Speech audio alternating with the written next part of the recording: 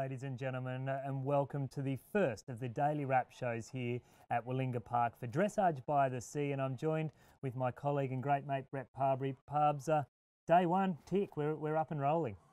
Up and rolling, Tim, and some very good competition. Very, very good. It's going to be tough over the next over the next 7 days of competition, over the next 9 days here at Willinga. All the big guns have come out to play, and day one, they haven't disappointed. I must say, thinking about the 7 days, it just makes me almost like it's like goosebumps, because I mean, when we're trying to promote our sport and we're trying to take this sport to the people, these combinations will get better and better, trust me. It is amazing to have the first ever back-to-back CDI. I know this was one of your ideas. You threw it to Terry. I think I'm banning you from giving Terry too many more ideas, because you throw the idea and I seem to have to make it. Yeah, exactly. That's all I'm good for, mate, is ideas. But no, look, it was an idea that was in my head. The double shows, you know, it's such a destination. Willinga Park is such a destination. It's an amazing place. The place of Borley Point is an amazing location. So it made sense to me to lure the dressage world to here and have 2 shows and enjoy what Terry Snow's built in Willinga Park. Well, talking of Terry Snow, I actually caught up with him a little earlier today, and let's hear what he had to say. Well, ladies and gentlemen, I've had the privilege of now working for him for 4 months. He hasn't sacked me yet, and I've joined the team here at Willinga Park. In all seriousness though, Terry Snow, CDI Dressage by the Sea, it's an absolute amazing event. First ever 4-star in the Southern Hemisphere, first ever paperless test, and we're live streaming for 8 days, and we're going to be doing a wrap-up each night. And great to have you behind us and the team here at Willinga to produce this event. Well, Tim, I'm very pleased that you've joined the team here. As it gets bigger and bigger, it becomes more difficult to have senior people run these events. We now have 4 senior people participating in organisation, and now with the 4-star and the 2-weekend format, it's a big ask on our resources to do it, but I think with Lindsay and you and Hannah and Donna, I think we've got there. So we get to see how we go. We might ask that question again in 10 days' time. Terry, first ever CDI 4-star, an idea Brett Parbery sort of threw the idea out to you. $125,000 in total prize money, plus all the other rigmarole that goes with that, and it's amazing to be able to produce that here at Willinga Park. Yes, well, I can tell you it's not done with the entry fees don't cover this, or the traders, but it's a commitment that my family's made for dressage to get behind this and make it work for dressage. We think that dressage is a sharp end of equestrian sports, probably not the most exciting end for a lot of people, but it's certainly the horsemanship and the skill with a horse is where it all starts. So you need dressage skills, of course, before you can even jump. Terry, I don't want to poke the bear, but the number of entries in our Grand Prix this year, we're a little disappointed, to be honest. I think we've got 10 or 11 competing in the 4-star, but there has to be questions or reasons why. Have you got any thoughts on that? Oh, I do. Last year we had twice that number, and there's been a lot of horses sold and or people have relinquished the ownership or the lease of the horse. So we don't have the horses in Australia that we had, and the horses, as I say, we've sold them, and we just don't have the available competition, which is a tragedy for us. We have to ask the question then, for dressage to be sustainable, we need obviously riders based in Europe. We're not against that at all, but we need the support of the dressage nation here in Australia, because Australian representatives are representing our country, whether they're based here in Australia or in Europe or America. Yes, and the dressage horses in Australia aren't expensive, not like they are in Europe. And as recently there was one horse sold that I would have thought a syndicate of 2 or 3 or 4 people could have bought. And campaigned it, either with the owner or with someone else, and that horse would have been in the Olympic team, or could have been in the Olympic team. It should have been in the WEG team last year, but for reasons unbeknownst to me that I cannot fathom, it didn't make the WEG team. So I think Dressage Australia, the administration of the sport's got some very big questions to ask. If we're going to participate and support dressage, those people have got to start turning up with riders that can ride Grand Prix. If we don't have Grand Prix riders in Australia, then who's going to show the leadership for the kids and the younger people coming behind us? On that note, though, it's not all doom and gloom, because it is amazing to think first ever 4-star event here in the Southern Hemisphere without people like yourself backing our rider Brett Parbery and others here in the industry. There's still a positive light to it, and it's pretty exciting. It is, and we're very lucky to have Parbery working with Willinga Park at the moment, and that's a wonderful thing, and that's helping us forge ahead. But the industry's got to move too, and we see a lot of good young riders, but we've just got to get riders up on the sharp end of the deal to compete nationally and internationally, so that we can have something for the younger people to emulate. Terry, it's day one of Dressage by the Sea. We're here right through until the 2nd of February, so there's still plenty of time for someone to book a flight, fly into Canberra. We're only 2 hours down the road from that lovely airport at Canberra there. Yes, indeed. And come and join us. We'd love everyone to come and be here. Yes, and people locals and people as far afield as Canberra and southern New South Wales, they can still come down for a day's fun and see our very best riders here in Australia as they currently are. Terry, on behalf of everyone here at Willinga, the competitors and all those in Dressage, thank you for all that you're doing for the sport, and thanks for taking time out of your busy day to come and chat to us. My pleasure entirely, Tim, and good luck with your event. Pubs, how cool a guy is Terry Snow? Like, how lucky. I don't think our industry probably really realises what a phenomenal man he's doing, but what he's done for our sport. And the fact that you and I get to sit in the same office, walk the same pavement with him, it's a real privilege. Absolutely, Tim. You know, really, when you look around the world and you look at other countries, we are blessed to have a man like Terry Snow behind our sport. And I think I really hope that the equestrian community in Australia realises it, because we are very lucky. And he doesn't just support dressage. We had show jumping here in December. We've got the camp draft coming up in May this year as well, and show jumping again in September later this year. But Pubs, we could sit here patting Terry on the back. That helps you and me. But the competition started today in the Otto Arena here, our Grand Prix arena. New surface, the intermediate to the big tour. Great competition, and what a way to kick off our time here. Absolutely. Susan Alakesi just came through with the goods. I mean, the Inter 2 is always the way to start these things off. Here we have Jess Robinson. Now, Jess Robinson was second in the class, and Jess was on Remy Beelzebub. As you can see, some lovely 2 tempi changes here, and it was a tight class. I mean, the winner, Susie, was on 68.82, 68 the difference between the two of them, and here she is. Don Rubin. This is a lovely horse. It's done the miles, but it's reaping the reward. Yeah, absolutely. I mean, he's very established at this level now, so Susie can now go in there and start to be confident with how much she asks from him. He's a lovely picture of a horse, a lovely big black horse. You know, coming out of the Piaffe and Passage tour. So here we have Passage. I love Passage. It's the most beautiful. It's so elegant to watch, isn't it? And when done right, like Susie did it today, it's poetry in motion. Absolutely. And here we see lovely transitions into Piaffe. You know, to be critical, he could close a little bit more, but that, you know, to get the big marks. Still, I mean, she won with 68.8. That's no mean feat. And there, again, beautiful Passage. But it's the difference, isn't it, of the small bits and pieces that get us to that there. You know, that slight change can maybe take you from a 68 to a 70. And let's hope we can see Susan and Don Rubin maybe crack the 70 mark later on in the tour. Absolutely. And Susie's the consummate professional. I mean, she never stops working to be better.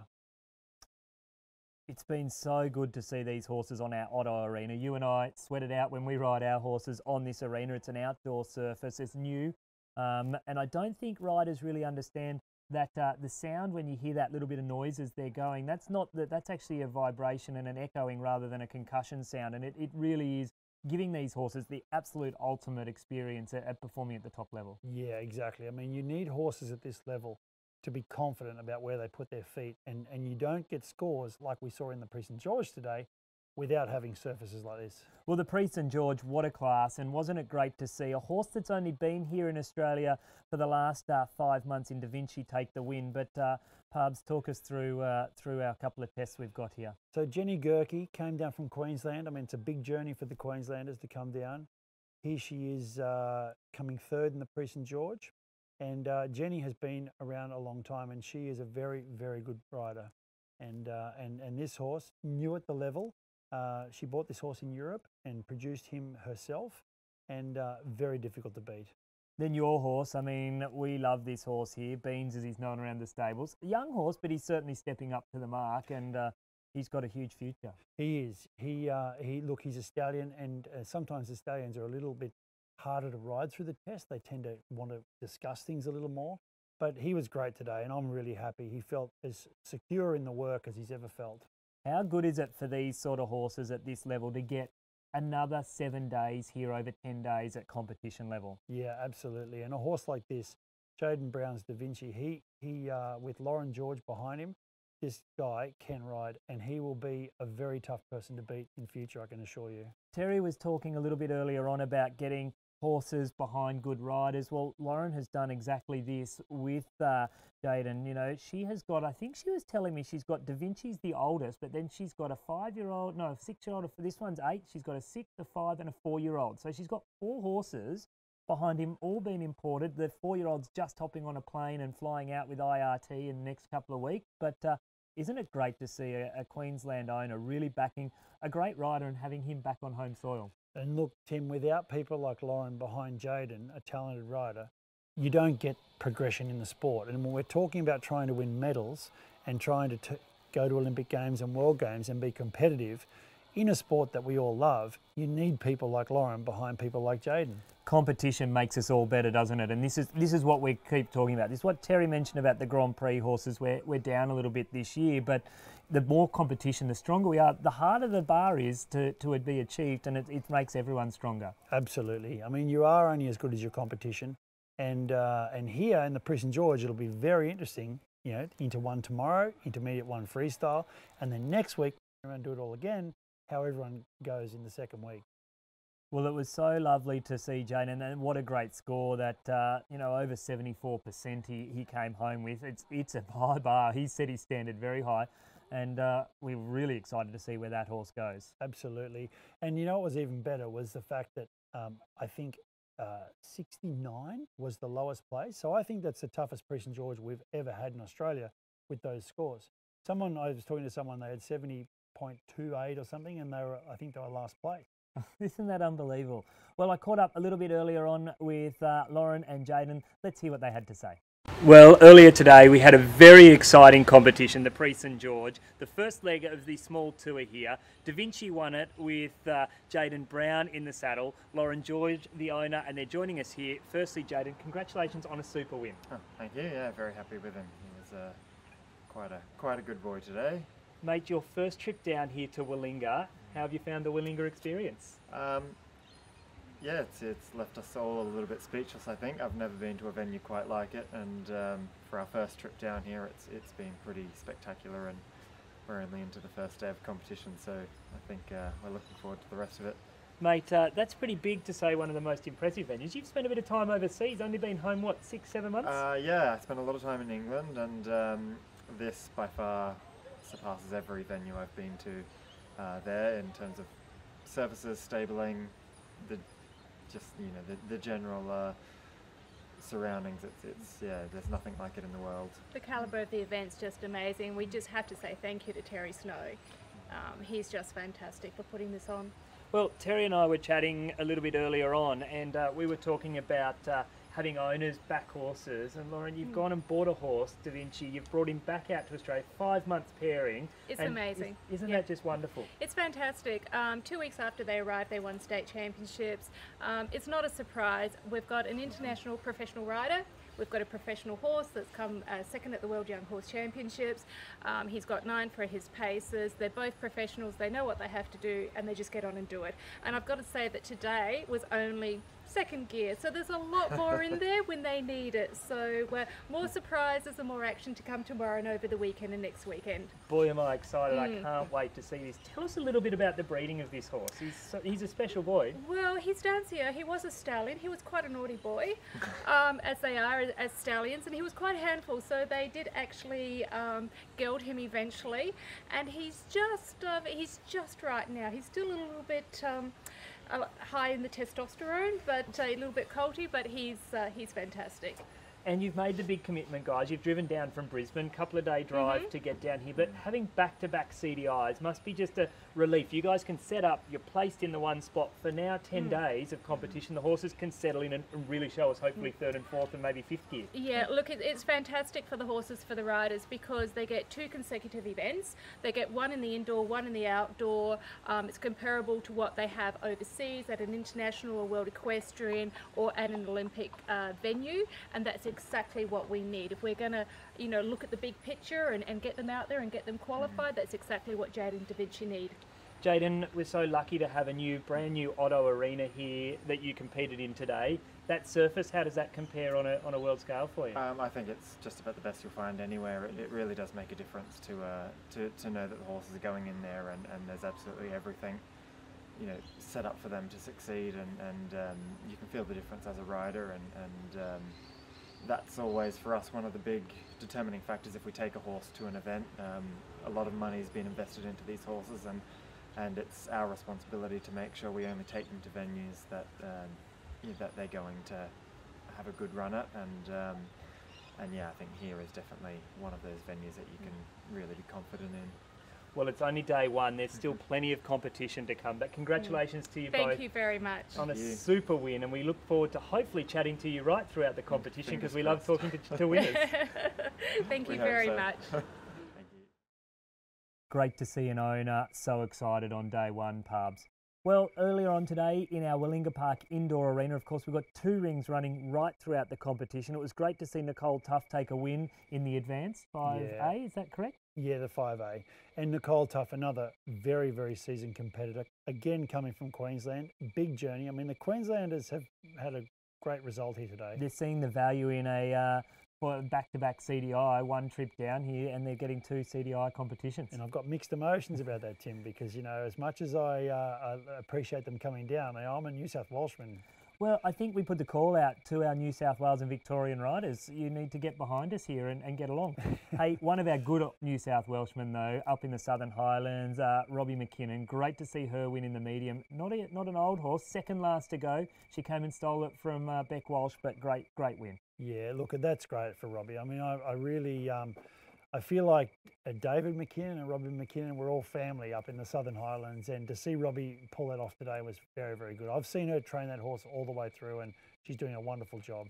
Hey, the last event we had here this evening was under lights in our Otto Arena. A little bit of atmosphere, a lot of noise coming from the bar. What are your thoughts on that? Look, I think it's good. It does test the horse's attention, and it tests the rider's training. But not a horse objected to it, and as a matter of fact, I think some of the horses actually picked up in the atmosphere. Catherine Chittenden took the win. We've got a bit of footage of her here. It was a tough day at the office for our intermediate competitors, but great to see her have a win. Yeah, absolutely.